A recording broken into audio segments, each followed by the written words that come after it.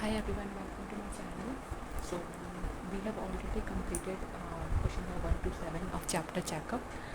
Today we will be going to cover from question number 8. So let's read the question number 8. Question number 8 says Santosh conducted 2 experiments in the chemical laboratory.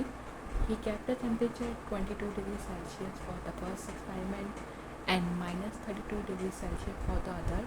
What is the difference in temperature of these 2 experiments? Okay, so let's start with this. इसमें क्या है कि संतोष ने 2 experiment किए हैं chemical laboratory में. एक experiment में टेम्परेचर आया 22 और दूसरे वाले में -32.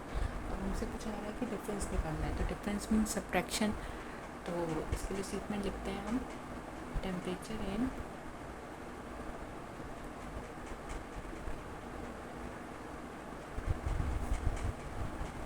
First experiment was 22 degree Celsius. Then temperature in second experiment equals to कितना है सेकेंड वाले का -32 डिग्री सेल्सियस. अब हमसे पूछा है डिफरेंस, तो हम निकालेंगे इसका difference in temperature equals to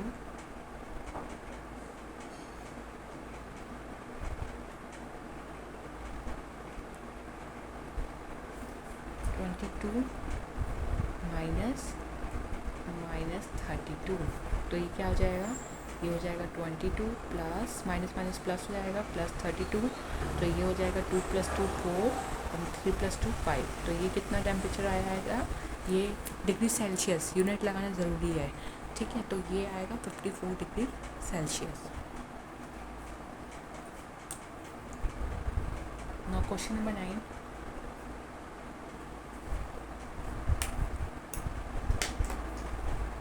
I came to play a game with 57 marbles. At the end of the game, I have 34 marbles left. What is the gain in the number of marbles? तो देखो, इंसान game खेलने गया, उसके पास कितने marbles थे 57. और जब गेम ख़त्म हुआ तो उसके पास कितने मार्बल्स बचे हैं 34. अब वो मुझसे पूछ रहा है कि गेम बताओ कितने नंबर ऑफ मार्बल्स उसके पास ज़्यादा है. तो स्टार्ट करते हैं इस क्वेश्चन को.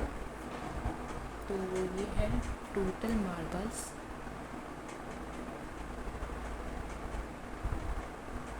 Equals to 57 marbles left at the end of game equals to 34. ठीक है. तो अगर हमें क्या निकालना है, कितने मार्बल्स हैं.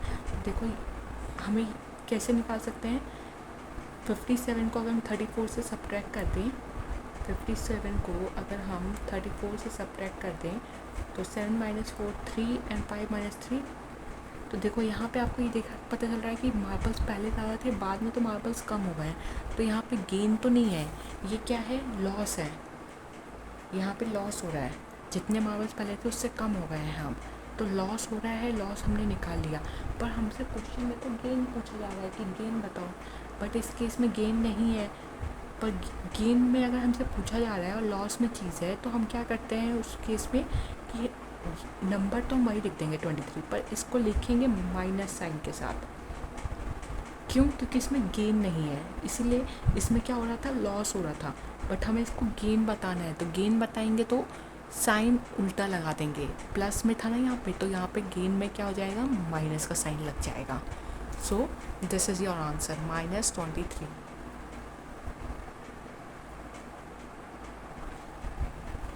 Now question number 10.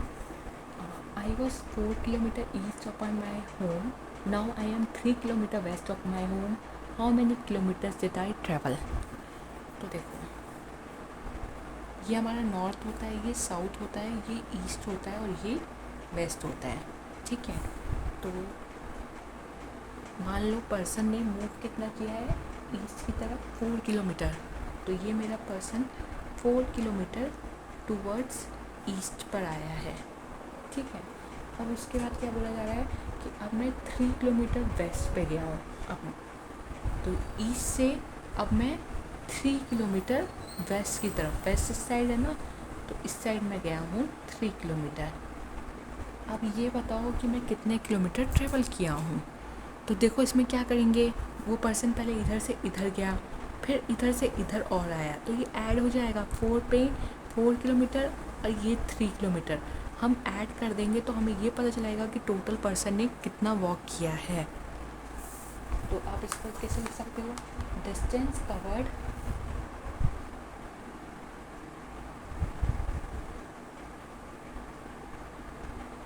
Towards east equals to 4 kilometre. फिर लिखो distance covered towards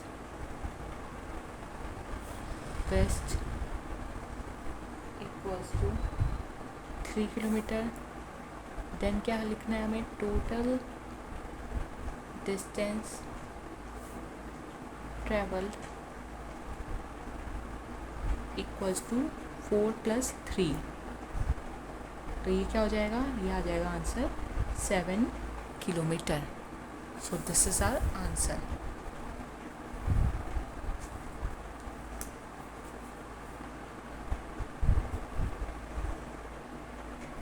Now question number 11. Question number 11 says a deep sea diver is 4.5 meter below the water level. At what depth is it now and at what height is it now? तो हमें depth और height निकालनी है इसमें। ठीक है।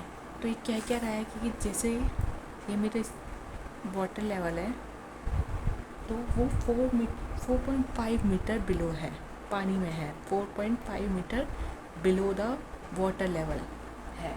तो depth निकालनी है, तो डेप्थ तो मेरी यहाँ से कैलकुलेट होती है, जो वाटर का लेवल शुरू होता है ना, उससे मेरी किस हाइट तक वो है, अभी किस विड्थ तक है, वो मेरा वो हो जाता है। तो विड्थ तो डायरेक्टली आ जाएगी यहाँ से, विड्थ कितनी आ जाएगी कि वो कितने अंदर गया है, 4.5 मीटर। ठीक है। और हाइट क्या आएगी, हाइट हमेशा ऊपर से कैलकुलेट होती है, तो ऊपर से कैलकुलेट होती है तो मतलब क्या होता है कि अगर मेरी कोई चीज़ ऊपर है, ठीक है, अगर हम ग्राउंड सरफेस के ऊपर होते हैं तो हमारी हाइट पॉजिटिव में आती है, पर अगर हम ग्राउंड सरफेस के नीचे हैं तो हमारी हाइट हमेशा नेगेटिव में आती है। अब ये डाइवर जो है ये ग्राउंड से नीचे है ना, पानी से नीचे है ना, तो इस केस में इसकी हाइट किस में आ जाएगी, नेगेटिव में। तो हम 4.5 ही लिखेंगे, पर वो किस में आएगा, नेगेटिव में। So the answer would be, height would be -4.5 metre and width